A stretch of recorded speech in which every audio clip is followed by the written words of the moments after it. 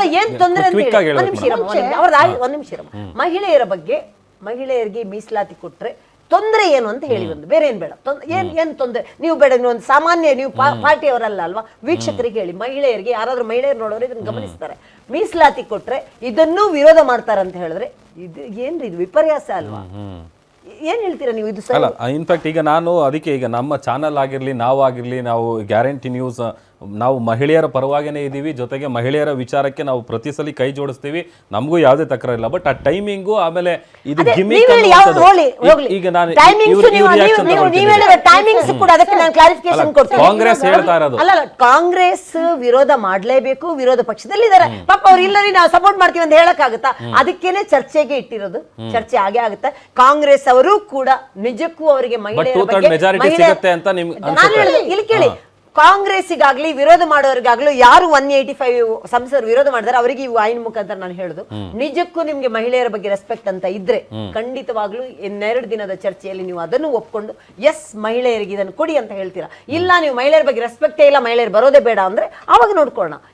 ನನಗೆ ನಂಬಿಕೆ ಇದೆ 100% ಇದು ಯಾವ ತರ ಮಸೂದೆ ಪಾಸ್ ಆಗ್ಬೇಕು ಪಾಸ್ ಆಗೇ ಆಗುತ್ತೆ ಅಂತ ನಂಬಿಕೆ ನನ್ಗಿದೆ ಚರ್ಚೆ ಆಗಿ ಟ್ರಾನ್ಸ್ಪರೆನ್ಸ್ ಆಗಿ ಸಂವಿಧಾನಯುಕ್ತವಾಗಿ ಹಾಗೆ ಆಗುತ್ತೆ ಮಹಿಳೆಯರಿಗೆ ಸಿಗೋ ಹಕ್ಕು ಸಿಕ್ಕೇ ಸಿಗುತ್ತೆ ಮುಂಚೆ ಎಲ್ಲ ಮಹಿಳೆಯರು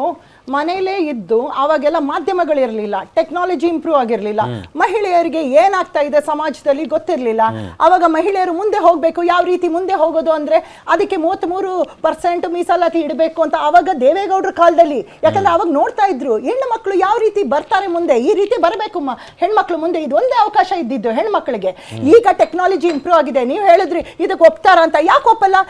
ಎಲ್ಲ ಸಂಸ್ಥೆಗಳಲ್ಲಿ ನೋಡಿ ಹೆಣ್ಮಕ್ಳೇ ಜಾಸ್ತಿ ಅದರಲ್ಲೂ ಪ್ರೊಡಕ್ಟಿವಿಟಿ ಇರೋದು ಹೆಣ್ಮಕ್ಳು ಇರೋದ್ರಿಂದನೇ ಜಾಸ್ತಿ ಕೆಲಸ ಮಾಡೋದು ಇವಾಗ ಎಲ್ಲ ವಿಧಾನಸೌಧದಲ್ಲಾಗ್ಲಿ ವಿಧಾನ ಪರಿಷತ್ಗಳೆಲ್ಲ ಹೆಣ್ಣು ಮಕ್ಕಳೇ ಇರೋದು ಎಲ್ಲ ಕಡೆ ನೋಡಿ ಇವಾಗ ಎಲ್ಲ ಆಡಳಿತ ವರ್ಗದಲ್ಲೂ ಹೆಣ್ಮಕ್ಳು ಇದ್ದಾರೆ ಯಾಕೆ ಹೆಣ್ಮಕ್ಳು ಬಂದಾಗಿಂದ ಚೆನ್ನಾಗಿ ಮಾಡ್ತಾ ಇದ್ದಾರೆ ಯಾಕಂದ್ರೆ ಗಂಡು ಮಕ್ಕಳಿಗೆ ಕೊಟ್ಟು ಎಷ್ಟೊಂದು ಲೂಟಿಗಳಾಗ್ತಾ ಇವೆ ಹೆಣ್ಮಕ್ಳು ಕೊಟ್ಟು ನೋಡಿ ಒಂದು ಸಲ ಯಾಕೆ ಕೊಡಲ್ಲ ನೀವು ಹೆಣ್ಮಕ್ಳು ನಿಜಕ್ಕೂ ಮನೆಯನ್ನ ರಕ್ಷಣೆ ಮಾಡ್ತಾರೆ ಮನೆ ಮಕ್ಕಳನ್ನ ನೋಡ್ಕೊಳ್ತಾರೆ ಗಂಡ ಹೆಂಡತಿಯನ್ನ ನೋಡ್ಕೊಳ್ತಾರೆ ಅತ್ತೆ ಮಾವಂದಿರನ್ನ ನೋಡ್ಕೊಳ್ತಾರೆ ಯಾಕೆ ನಮ್ಮ ರಾಜ್ಯನ ನೋಡ್ಕೊಳಕ್ಕಾಗಲ್ಲ ದೇಶನ ನೋಡ್ಕೊಳಕ್ಕಾಗಲ್ವಾ ನೋಡ್ಕೊಳ್ತಾರೆ ಯಾಕೆ ಕೊಡಬಾರ್ದು ಅವಕಾಶ ಹೆಣ್ಮಕ್ಳಿಗೆ ಆದಷ್ಟು ಕೊಟ್ಟು ನೋಡಿ ಆಮೇಲೆ ನೋಡಿ ನೀವು ಮಾತಾಡಿ ಅದಕ್ಕೆ ಹೆಣ್ಮಕ್ಳು ಇವಾಗೆಲ್ಲ ಟೆಕ್ನಾಲಜಿದಲ್ಲಿ ನೋಡ್ತಾರೆ ಇವಾಗ ವೋಟಿಂಗ್ ಕೂಡ ಬಂದಿದೆ ಅವ್ರು ಅದನ್ನೆಲ್ಲ ಮಾಹಿತಿ ಕಲ್ತಿದ್ದಾರೆ ಓ ಈ ರೀತಿ ಆಗ್ತಾ ಇದೆ ಮೋದಿ ಅವರು ಈ ತರ ನಾನು ಇದಕ್ಕೆ ಸಪೋರ್ಟ್ ಮಾಡ್ತೀನಿ ಅಂತ ಹೇಳೋರು ಎಷ್ಟು ಜನ ಇರಲ್ಲ ಆವಾಗೆಲ್ಲ ಜಾಸ್ತಿ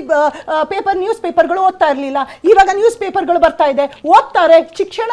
ಪಡ್ಕೊಂಡಿದ್ದಾರೆ ಎಲ್ಲ ಹೆಣ್ಮಕ್ಳು ಅಷ್ಟೇ ಶಿಕ್ಷಣಗಳಿಗೆ ಕಳಿಸ್ತಾ ಇದ್ದಾರೆ ಪಡೀಲಿ ಶಿಕ್ಷಣ ಅಂತ ಈಗ ಅದರಿಂದ ಆಗ್ಲಿ ಖಂಡಿತವಾಗಿಯೂ ಹೆಣ್ಮಕ್ಳು ಅದನ್ನೆಲ್ಲ ನೋಡ್ಕೊಂಡು ಗಮನಿಸಿ ನಾವು ನಾಳೆ ಒಂದು ದಿನ ನಮ್ಮ ಕಾಲ ಮೇಲೆ ನಾವು ನಿಂತ್ಕೊಬೇಕು ಅಂತ ಹೇಳಿ 33% ಮೀಸಲಾತಿ ಕೊಡಿ ಅಂತ ಯಾರು ಕೊಡ್ತಾರೋ ಆ ಸರ್ಕಾರಕ್ಕೆ ಖಂಡಿತವಾಗಿ ಅವರು ಸಪೋರ್ಟ್ ಮಾಡೇ ಮಾಡ್ತಾರೆ ಎಲ್ಲ ಹೆಣ್ಮಕ್ಳು ಕೂಡ ಇವಾಗ ಯಾಕೆ ಮಾಡಬಾರ್ದು ನಾವು ಮುಂದೆ ಬರಬಾರ್ದಾ ಹೆಣ್ಮಕ್ಳು ಮುಂದೆ ಬರಬಾರ್ದಾ ಎಲ್ಲ ಕ್ಷೇತ್ರಗಳಲ್ಲೂ ಹೆಣ್ಮಕ್ಳು ಇದ್ದಾರೆ ಇವಾಗ ಹಾಗಾಗಿ ಯಾಕೆ ಕಲ್ಲು ಹುಡುಕ್ತೀರಿ ಅಂತ ಸರ್ ನೋಡಿ ಈ ದೇಶಕ್ಕೆ ಮೊದಲ ಮಹಿಳಾ ಪ್ರಧಾನಿ ಕೊಟ್ಟಿದೆ ಕಾಂಗ್ರೆಸ್ ಸರ್ ಈ ದೇಶಕ್ಕೆ ಮೊದಲ ಮಹಿಳಾ ರಾಷ್ಟ್ರಪತಿ ಪ್ರತಿಭಾ ಪಾಟೀಲ್ ರವರನ್ನ ಕೊಟ್ಟಿದ್ದೆ ಇದೇ ಕಾಂಗ್ರೆಸ್ ಮೇಡಮ್ ಪ್ಲೀಸ್ ಅಲ್ಲಲ್ಲ ನಿಮ್ಮ ನೋಡಿ ಸರ್ ಕೇಳಿದ್ದೀನಿ ಅಲ್ವಾ ಸರ್ ನಾನು ನನ್ನ ಮಾತಲ್ಲಿ ಕೆಲವು ಸತ್ಯಾಂಶ ಇರ್ತದೆ ಕೇಳಬೇಕು ಸರ್ ನಾನು ಅವಾಗಲೇ ಹೇಳಿದೆ 1950ರಲ್ಲಿ ಸಂವಿಧಾನದ ವಿಧಿ 14-15ರಲ್ಲಿ ಮಹಿಳೆಯರಿಗೆ ಸಮಾನತೆ ಹಕ್ಕು 1952ರಲ್ಲಿ ಮಹಿಳೆಯರಿಗೆ ವೋಟಿಂಗ್ ಹಕ್ಕನ್ನು ಕೊಟ್ಟಿದ್ದು ಇದೇ ಕಾಂಗ್ರೆಸ್ ಸರ್ 1955-56ರಲ್ಲಿ ಹಿಂದೂ ವಿವಾಹ ಮತ್ತು ಉತ್ತರಾಧಿಕಾರಿ ಕಾಯ್ದೆಯನ್ನ ತಂದಿದ್ದು ಕಾಂಗ್ರೆಸ್ ಪಕ್ಷ ಸರ್ ಹಾಗೆ 1961ರಲ್ಲಿ ವರದಕ್ಷಿಣೆ ನಿಷೇಧ ಕಾಯ್ದೆ ತಂದಿದ್ದು ಇದೇ ಕಾಂಗ್ರೆಸ್ ಪಕ್ಷ 1992-93ರಲ್ಲಿ ಇವತ್ತಿನ 33% ಇವತ್ತೆಲ್ಲ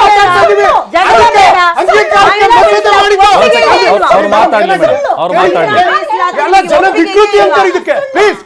ಸರ್ ಹಾಗಾದ್ರೆ ಮಹಿಳಾ ರಾಷ್ಟ್ರೀಯ ಮಹಿಳಾ ಆಯೋಗವನ್ನ 1992ರಲ್ಲಿ ಶುರು ಮಾಡಿದ್ದು ಕಾಂಗ್ರೆಸ್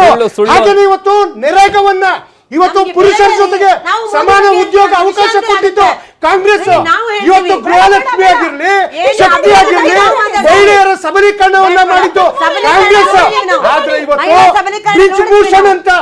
ಇವತ್ತು ಬ್ರಿಜ್ ಭೂಷಣ್ ಅಂತ ಇವತ್ತು ಪ್ರಜ್ವಲ್ ಅಂತ ಯಾವ ರೀತಿ ಮಹಿಳೆಯರ ಮೇಲೆ ದೌರ್ಜನ್ಯ ಮಾಡಿದ್ರು ಇವರಿಗೆ ಯಾವುದೇ ನೈತಿಕತೆ ಇಲ್ಲ ಮಹಿಳೆಯರ ಬಗ್ಗೆ ಮಾತಾಡ್ಲಿಕ್ಕೆ ವಿದ್ಯವ್ರು ಬಂದಿಲ್ಲಿ ಬೇರೆಯವ್ರು ಮಾತಾಡ್ಬೇಕಾದ್ರೆ ಅಡ್ಡಿಪಡಿಸಿ. ಸರ್, ಒಂದು ವಿಚಾರ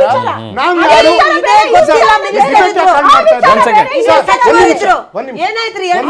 ಸರ್ ದರ್ಶನ್ ಅವರೇ ಕ್ವಿಕ್ ಆಗಿ ಮುಗಿಸಿ, ಕ್ವಿಕ್ ಆಗಿ. ಯಾವ ರೀತಿ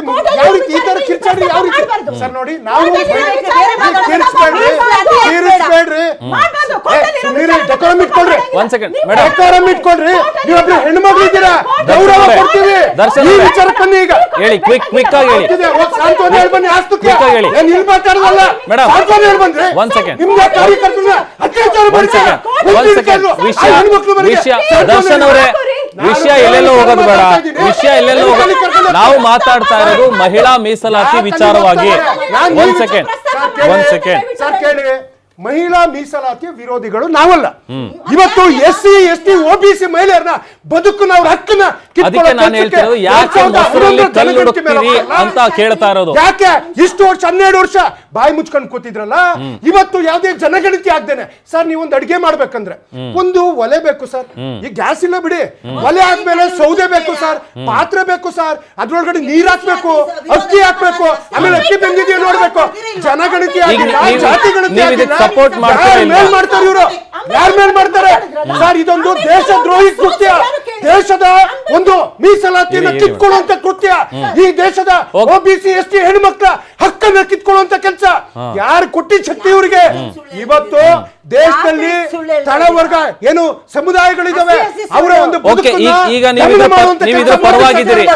ಪರವಾಗಿದ್ದೀರಿ ಸರ್. ನಾವು ಮಹಿಳಾ ಮೀಸಲಾತಿ ವಿರೋಧಿಗಳಲ್ಲ. ಈ ಸಮಾಜವನ್ನ ಒಡೆಯೋದಕ್ಕೆ, ಈ ಸಮಾಜದಲ್ಲಿ ನ್ಯಾಯಯುತವಾಗಿ ಅವರಿಗೆ ಸಿಗ್ಬೇಕಾದಂತ ಹಕ್ಕುಗಳನ್ನ ಕಿತ್ಕೊಳ್ಳೋಕೆ ಕೊಟ್ಟಿರ್ತಕ್ಕಂಥ ಮೋದಿ ಸರ್ಕಾರದ ವಿರುದ್ಧ ನಾವಿದ್ದೀವಿ ಹೊರತು ಮಹಿಳಾ ಮೀಸಲಾತಿಯ ಪರ ಅದನ್ನ ಹುಟ್ಟಾಕಿದ್ದು. ಅಂದ್ರೆ ಮೋದಿ ಸರ್ಕಾರದ ವಿರುದ್ಧವಾಗಿದ್ದೀರಿ, ಮೀಸಲಾತಿ ವಿರುದ್ಧವಾಗಿ ನೀವಿಲ್ಲ. ಓಕೆ ಒಂದ್ ಸೆಕೆಂಡ್, ಏನ್ ಸುಳ್ಳು ಹೇಳಿದ್ರು ಅವ್ರು ಏನ್ ಸುಳ್ಳು ಹೇಳಿದ್ರು ಜೊತೆಗೆ ಆ ವಿಚಾರ. ಒಂದ್ ಸೆಕೆಂಡ್, ನಾನು ಮಾತನಾಡ್ತೀನಿ ಮೇಡಮ್.